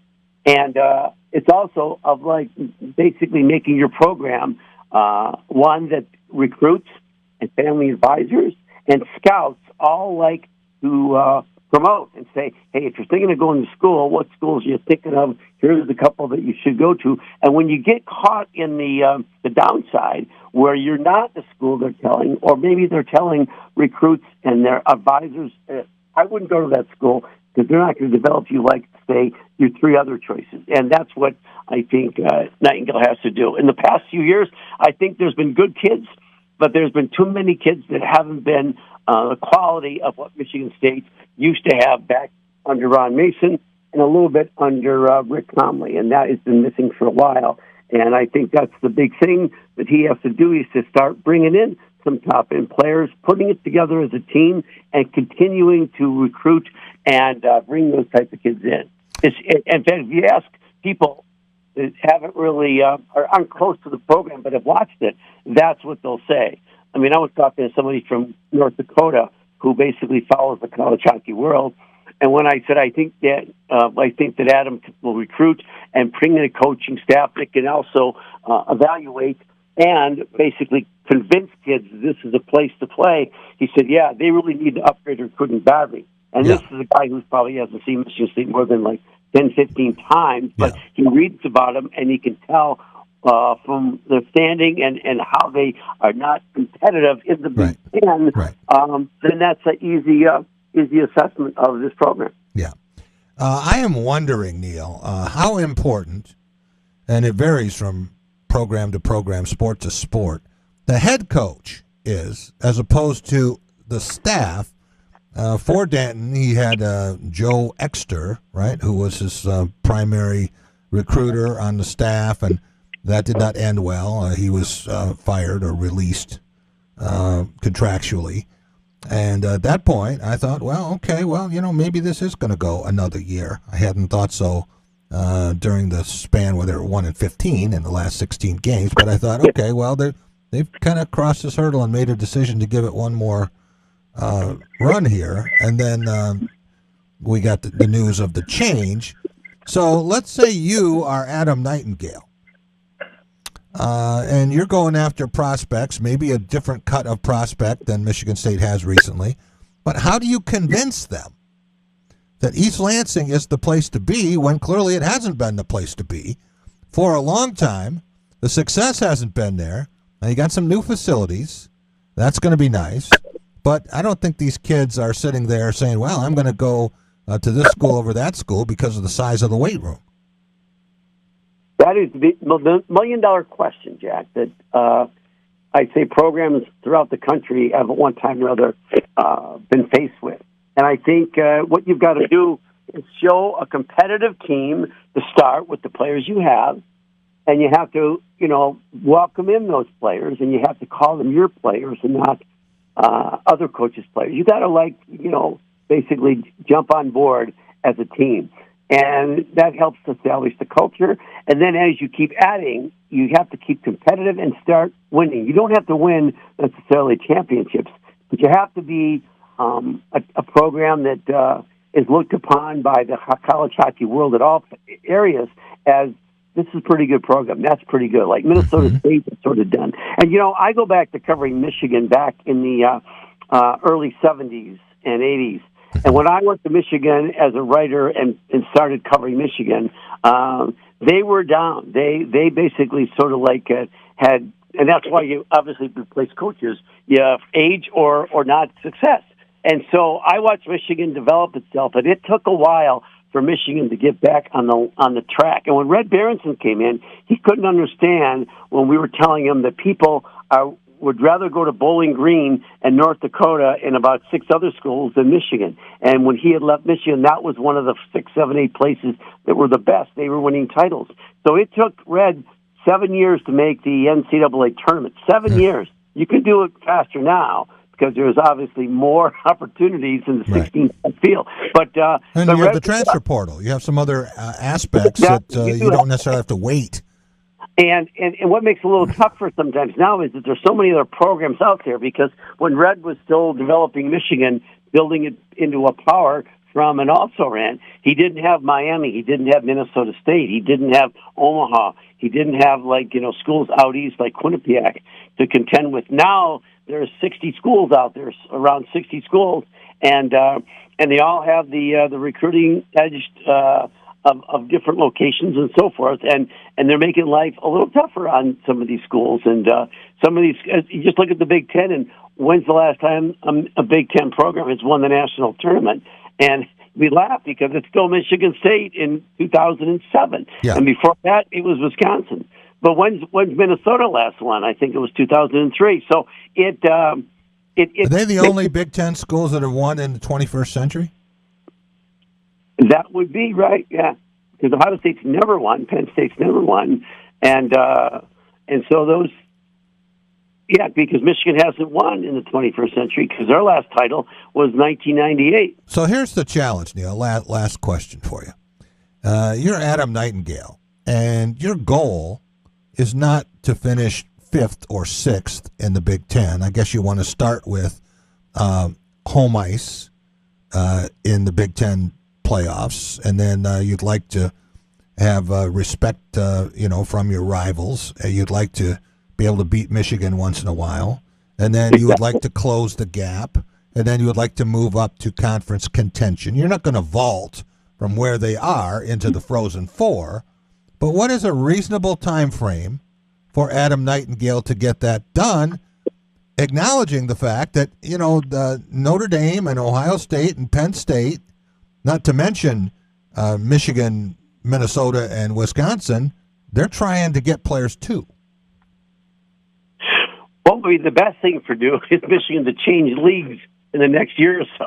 That would help. But obviously, with the Big Ten being so competitive, and everybody has good facilities and good recruiting budgets and good coaches, and so that makes it difficult. So I think 2-3 years you want to get into the top level of the Big Ten, and what is really critical is for Adam to look at his roster and try to get as much out of it as he can, be competitive this year, and beat Michigan, beat Minnesota, and be a team that's tough to play against. And who knows how fast he can do that based on the talent at hand. I think they'll have a better year next year, Jack, because I think when new coaches come in, it always seems like the players are tired of losing and they're ready for a fresh start. It showed when Tom Anastas took over the first year they made the NCAA tournament, thanks to Torrey Krug and some other guys. And I think next year they can be a little better. So the number one goal is to be at 500 or above, and wherever that takes you, fine. But be competitive,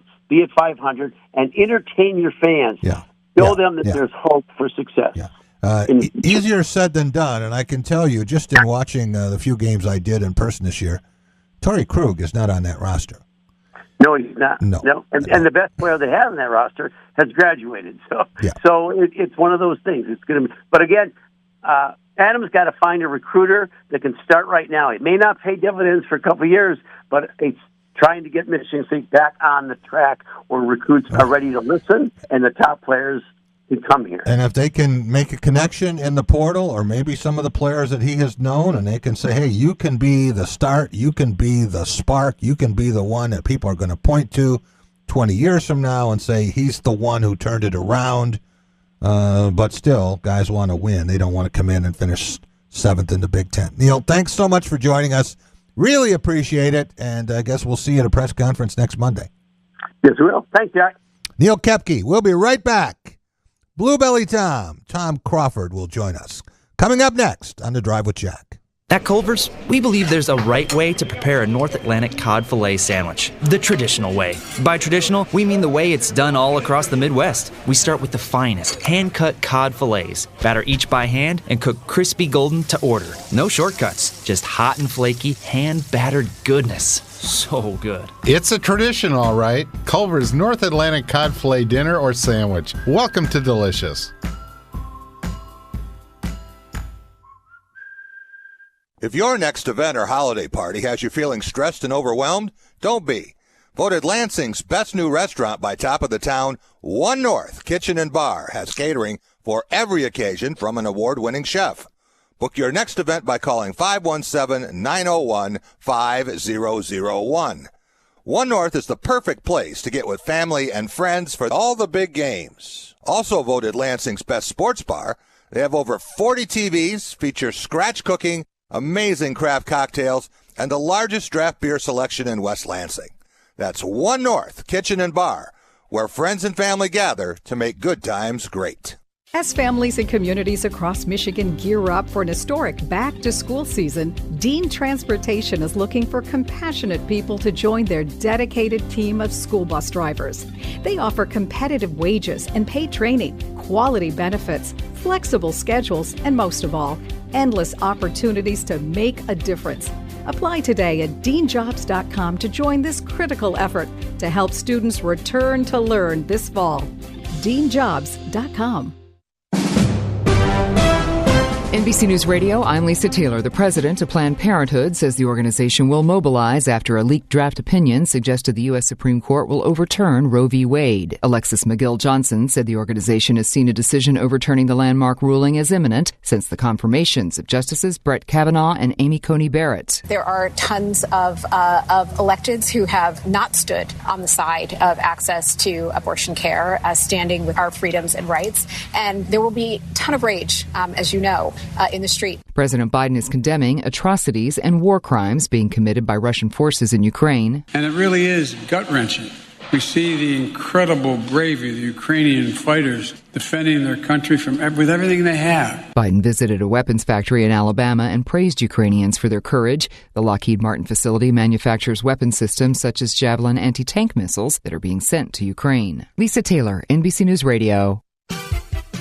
Jack Ebling here with Matt Sloan at Graph of Okemos. Matt, people buying cars different ways now with inventory changes. They certainly are, Jack. It's a wild time, but we're still selling them. You might not see them on the lot, but they're still coming in every day, and we're still delivering them. So what we're finding is a lot of people, they come in, and they actually place an order for the vehicle instead of finding one on the lot that they want. Then that comes in within 7-8 weeks, and they take delivery. We'll still want that great Graph service. They're making friends. When it's your moment, that once-in-a-lifetime moment, you don't just want jewelry. You can get that anywhere. You want a memory that will go down in history, your moment. We're Medawar, crafted with exquisite style, quality, and love, so your present will be stunning every time you look at it, every time someone notices it, and they will notice. We've devoted our lives to this art, and we're proud to share it with you. The gift you want to give is here. Medawar Jewelers in Lansing, Okemos, Jackson, Portage, and Brighton. There is definitely an art to handcrafting a rich, creamy Culver's concrete mixer. Start by scooping our so incredibly fresh vanilla or chocolate frozen custard. Then add whatever mix-ins you crave. Cookie dough, salted caramel, Butterfinger. Blend till you get the perfect balance of goodies from top to bottom. Indulge in a thing of beauty. Come to Culver's and let us create a concrete mixer masterpiece just for you-know-who. Welcome to Delicious.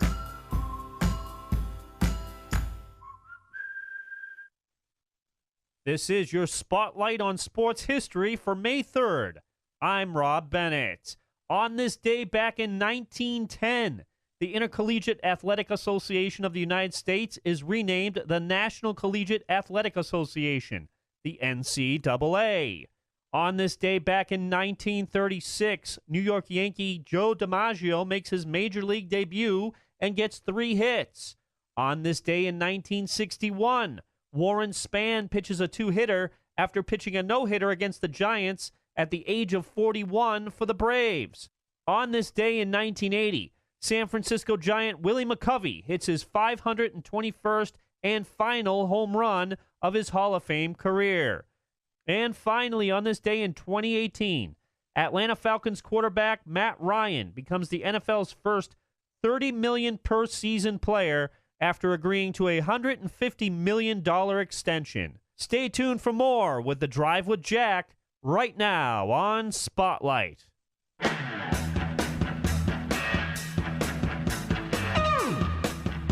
Welcome back. It is The Drive with Jack, the Spotlight Radio Network. I'm here with my producer, Rob Bennett. Rob, during your sports update, you mentioned this day in history and Willie McCovey hitting his 521st home run and a stretch great outfielder and mostly first baseman for the San Francisco Giants, had a gait when he walked. It was much like our next guest. Yes. See the segue? Yes. Beautiful.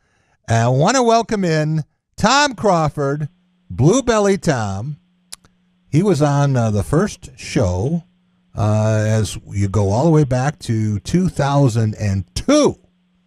All back to March 18, 2002, the sports page with Jack and Tom. And then again, when we started the drive, very important part of that.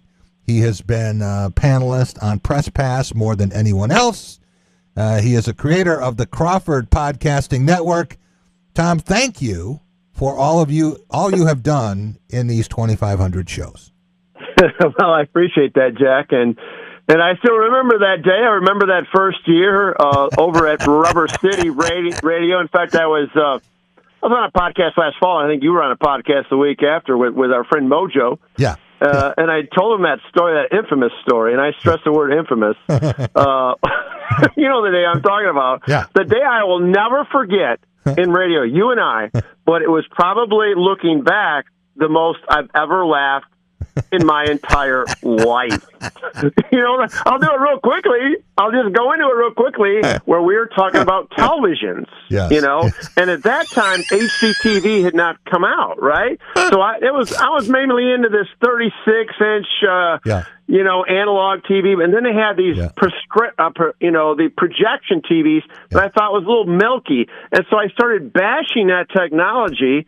And then Dave Johnson, our general manager, come bursting in the room like Nick Saban, eyes coming out of his head, blowing my hair back because you just ripped on the product of your only freaking, and he used another word, by the way, advertiser.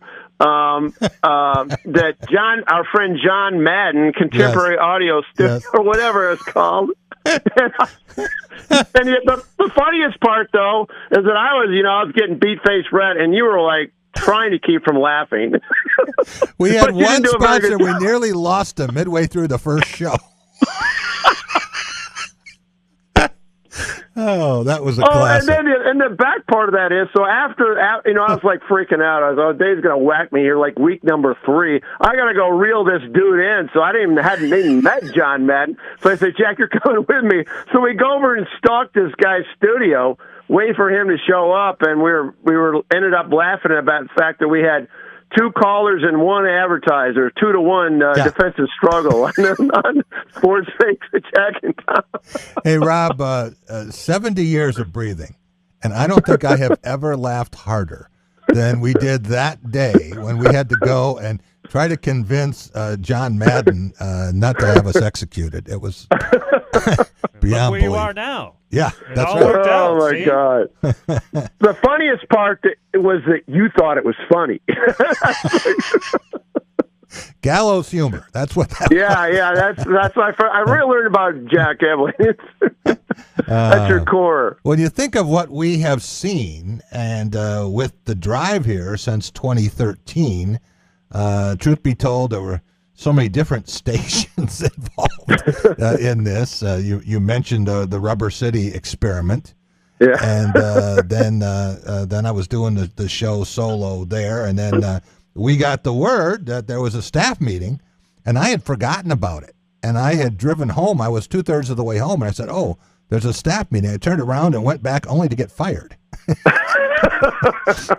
They said, they called us all in, and they said, congratulations, you've moved up from 21st in the market to 4th.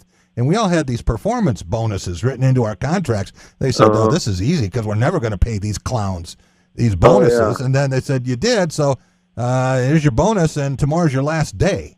Wow. And then they still had Dave DeMarco's show left, and we thought, okay, well, we're going to, we'll have one day to come on and thank our listeners and wrap it up. And we're trying to come up with the best of after 4 years to put on that last day. And Dave said something about it being the last day. And like all these people came over to the studio, they thought they were going to burn the place down. So they told us that night, they said, you don't have a last day. You just used your last day. Wow. I didn't know that. Yeah. Wow. So they went right from a ball game they were carrying to Elvis Presley. Suddenly he was. What did they go oldies, or what did they do? I mean, did they go oldies? Or what was the format? It went to country, didn't it? I can't remember. Yeah, it did. But it was, Elvis kind of spanned so many genres, I think. But okay. But then I wind up over at the WILS. WILS, yeah. Chris McDonald Holman, Broadcast. Yeah, and I had been just kind of filling in there. I wasn't excited about it, but Chris Holman wanted me to help him out a little bit, and he said, they're going to go to an afternoon show here, and you should try to get it. And I said, I don't know. But it was just like what Album does now and WJR, and it was a very conservative political station. So I said, okay, well, I'll give them something that they don't have. So I went in and I pitched it, and they said, okay, we'll give you 3 months.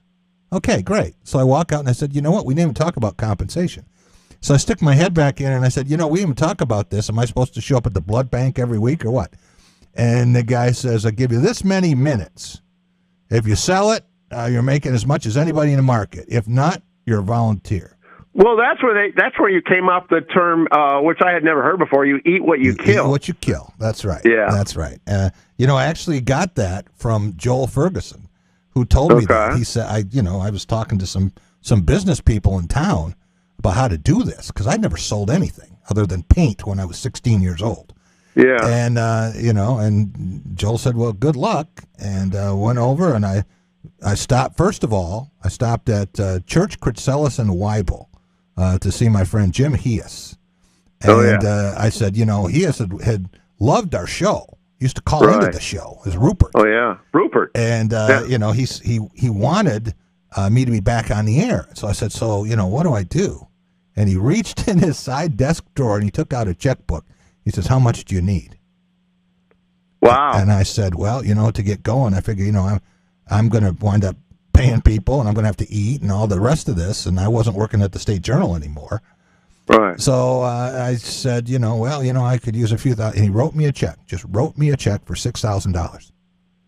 Wow. That's what paid for the first couple months of the show. Well, that's what got, and we got to go back to Chris Holman because I do remember you telling me that conversation. Yeah. You saw him at some function. Yeah. And we all know Chris. He's like the de facto mayor of this town. Yeah. He MCs every freaking event that's ever happened in this town. Mm-hmm. And I'll never forget that because I thought about Chris the other day. He was really an integral part, Jack, of keeping you, quote unquote, in the game. Yeah. In the game. I was leaving. I was thing. going to Arizona. I know. You were doing some crazy 1 foot stuff, out the door, and I didn't know what I was going to do, but I had a couple leads out there, and I was gone. I was never coming back to Michigan. Oh, I remember those conversations. You're not going anywhere. Those were like running away from home kind of conversations you had. You're like Opie Taylor, I'm going to pack my bag and I'm out of here. I'm leaving Mayberry. I remember telling my wife that, and I remember her response. She said, "Have a good time." And then, we were cruising around, and I was also doing a Saturday morning show because they didn't want sports. I mean, this was news, politics, entertainment, education. I could get in like 15 minutes of sports every day. That's all I could do. And then I convinced them to let me do a Saturday morning sports show, and that's where we got you back on. Enter me. Yeah. And then cancer. So now I'm laid up, and I'm thinking, I want to do this a different way. I want to do this, and I had ideas of getting back with you and other people that I wanted to have on a regular basis. And I remember calling Doug Warren, and he came over to the house. And I was still recuperating. And I said, here's what I'm thinking. I'll just buy time and do this, and what do you think? Right, buy yourself into the game. Yeah, exactly. And really take a chance. Everything I owned, all my retirement was tied up in this stupid show. Right. And if he had said, you're an idiot, then there never would have been the drive. And he said, he was a stay-at-home husband. Right. And he said, I'll change everything. And he and his wife talked, and they had a lifestyle change, and he was invested. And then it all came together, and 9 years later, our listeners are still hanging in there with us. Well, yeah, because then, fast forward to 13, after you're coming off the, we had that situation back with with Town Square. You moved over there, and then Spotlight came into play. Yep. And Spotlight came into play as a studio provider for the Fox 47 of Press Pass. That's right. Remember, that was in September 2013. You had a lot of moving parts within a short time span. Yeah. That all came to fruition and all worked out. 9 years later, it's still working. The Amazing. one moving part that didn't move was me, because I was so close to bolting, and when Rico was in Arizona half the time, that's kind of what I would have done. But now technology allows you to be almost anywhere. You know that with all the podcasts you do. Oh yeah. And it's great. It's changed so much. People say, well, I just was talking to Tom Lang and talking about coming down to the studio, and I said, well, for television, guess what? There's no studio. Your office is your studio. You're right. So, right. But we've had a blast, Tom, and you have been so great, not just as a partner with this, but also in terms of sales and marketing. And some of the laughs we have had, I think back to what it was like in 2002 when Michigan State had really just beaten Michigan in 2001. We had that to talk about, and then the bottom fell out. And Michigan State football was, the bottom of Death Valley for about 6 years, and then finally came back, and I don't think anyone thought the script would flip the way it did. Yeah, and then I think back to when you look at this 20 years and all this, how many shows you have in a row. I mean, to me, what really propelled it and kept it fueled, if you will, relationship building wise, is our radio remotes. And part of that was that 130 consecutive ones that we had at the Bluegill Grill. Absolutely. Because I thought that did more for us in terms of engaging with the audience than just about anything else. And the regulars that, would follow us from site to site when we weren't at the Bluegill. But then when we were, I think Fred Thompson and Chris and Daly and a few others, they still have some bottles laying out there somewhere. But I go back. Down from DeWitt, no, we had a whole crew of people out there. Yeah, absolutely. In fact, I just got a message the other day, Don from DeWitt, who was talking about how our television show had improved technically. He said that. Yes, interesting. Yes. Good. And he watches every week, and he was in Florida. And he was watching. He said, "God, you guys, you're getting better." I said, "Well, we're slow learners. Only takes us some years." Year 9, we're getting better. Yeah, that's good. Yeah. I think back to that 2002, Tom. If I had told you that Michigan basketball, you think where it was then, would play for the national championship twice, and Michigan State football would have 6 seasons with 11 or more, you would have said, what, are you adding 2 years together? Well, what that boils down to is a keyword leadership. I mean, who's steering the ship? Yeah. I mean, 2002, Michigan State football, before that stability of Mark D'Antonio started, that's handed off pretty seamlessly to Mel Tucker. You had the Bobby Williams situation, and then John L. Smith. So that explains why Michigan State was twisting in the wind, if you will. And then Michigan basketball, we went from the back end of Brian Ellerby. Tommy Amaker gave it a good go. Yeah. That didn't work out. And then Beeline took it over, but it still took 3 years because the impact of the whole scandal and everything that had such residual damage. I mean, that had double-digit years of damage. And then once you got that thing going against Michigan State in 2011, they've been pretty much, not saying elite, but one of the more top programs, college basketball programs in the country. Yeah, and you think sometimes things take time, Tom. That's what I kept telling ourselves when we were making mistakes. Just like radio, yeah. Yeah, exactly. When you think that we just had Neil on, and he was talking about Red Berenson and how long it took him to get Michigan hockey turned around. The Beeline at one point, people wanted him fired. Hey, people wanted Izzo fired. Twice they wanted him fired. Yeah. Terry Denbo still has a picture of all that graffiti about Izzo on the bathroom wall. People wanting his butt out of there. And, I can tell you after the first game with Mel Tucker, and they turned it over 7 times and lost to Rutgers at home. Yeah. Yeah. I walked out of the stadium and I heard more grumbling. And if I had bet someone that day that Mel Tucker was going to be one season away from signing a $95 million contract, I would never have to work another day in my life. Wow. You could write a book just on those storylines, the dramatic storyline switches that you've just mentioned. I mean, you could come up with tons of those, I'm sure. Yeah, that would be a very fun project, and who knows? Yeah. I've only got about 2 or 3 careers left, so I think that maybe one of those will involve that. Of all of the guests, all the interviews we have done. We got Jim Harbaugh on from Sound Mind, Sound Body. We've had some big name guests on. I think you had to call Ernie Harwell. The first time, you told me to call Ernie Harwell, and I was like freaking out. I go, Ernie Harwell? I can't call Ernie Harwell. I'm a nobody. I can't call Ernie Harwell. And you said call Ernie, and you just like it's no big deal. And you were so right, because when I say this all the time. When I called him, he picked up the phone like he was awaiting my call. I don't know if you prompted it ahead of time, but he was, and that's why Ernie Harwell, probably one of those nicest men in the history of the world category. He's got to be a top fiver. And he was the kind of guy, Tom, that when I would see him at the ballpark, and he would just, without any prompting, say, "How's your partner, Tom?" He would remember stuff that nobody could remember. I think back to when we had former Red Wing Bill Gadsby. The casual swearing that day. I'm amazed we didn't get... He had the right, perfect blend of casual swearing. That guy, we've had Magic Johnson. He might be my favorite all-time guest that we've ever had.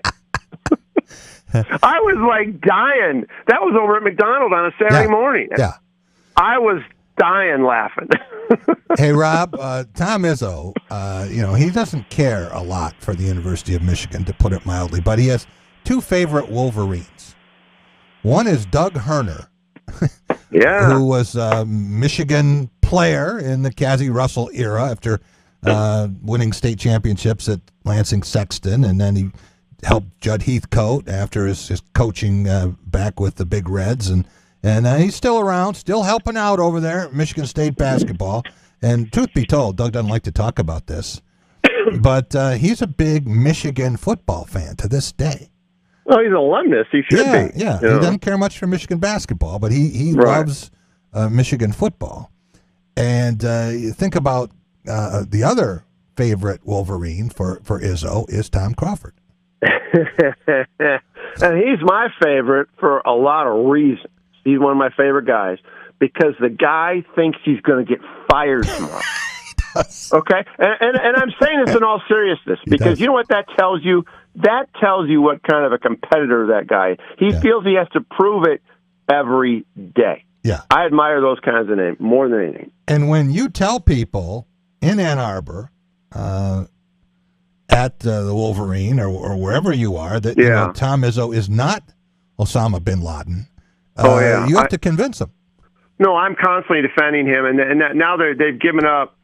They don't even bring him up to me because I know I get defensive about it. Because it's just a rivalry thing. Michigan hates Izzo because he's beaten him so many times. Yeah, it's a little bit more even right now, but you saw the venom down there and Chrysler this past late or February, whatever that game was. Yeah. It's just the same way it is up here at the Breslin Center. It's a bad rivalry we talk about. That's where that comes from. We tried to strike a balance, and I think from those early days, that first meeting we had, when that kid from Albany walked in, who was our producer. Yeah, he called you Mr. Ebling, and I started laughing. I go, Mr. Ebling? Yeah. Like, what the hell? Now he's making more than both of us will ever dream of making. Guys, talk about living a dream, man. Yeah. Holy cow. Exactly. Yeah. But when you think about the initial vision of what we wanted it to be and center on Michigan State, Michigan, the rivalry, the Big Ten, college sports, but not ignoring the pros and trying to put some high schools and some local in there, Tom, we haven't varied too far from that. No, and I thought I think we're getting better over the years, and I think we're getting better on press pass over. I tend to agree with Don from DeWitt, Don Strait. I think we are getting better. So I think we maybe just ink another 20-year deal, with Fox 47. Let's just do this till you're 90? You think you could do it? I think our goal should be to be on the air until Rob Bennett retires. Okay. That's going to be a long time, so that's good. I like roll that. out the coffins. My goodness. Holy mackerel, guys. That's dedication. Well, if Rob's right steering there. the ship, we're in good shape. If he's going side saddle with us, we're good.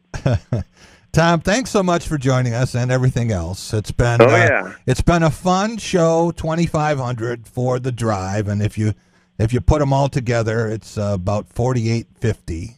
We figured out we've had roughly 3,000 unique guests, and some of them were really unique. Bill Gadsby. Yeah. But it's been a blast, and we're not done yet. We're not done yet, and always a pleasure to be on your show, Jack, and call anytime, and look forward to Press Pass coming up this weekend. We'll see you Sunday night. Sounds great. All right, Jack. Right. I want to thank all of our guests, Rob, and not just the guests, but all of you who have taken this ride with us. The Drive with Jack, and Tom, all of the incarnations of this show when we had a different co-host every day of the week. That was in its infancy. And I want to thank all of the regulars, guys like Deshaun Tate, Lansing bred, Atlanta-based basketball savant, Tate's Take Hoops, where basketball lives, Tom Lang, MI Golf Journal, and our weekly segment talking about the long drive, brought to you by the Links at Hunter's Ridge, and appreciate all the guests we had on today, Kathy Cooper and Zach McKee. Of course, all of our friends up at Boyne. Appreciate that as well. Also appreciate Neil Kepke joining us, my Human Hockey website, and Bluebelly Tom Crawford. I don't know if we'll get to another 2,500, but we'll be back tomorrow, everyone. Have a great night.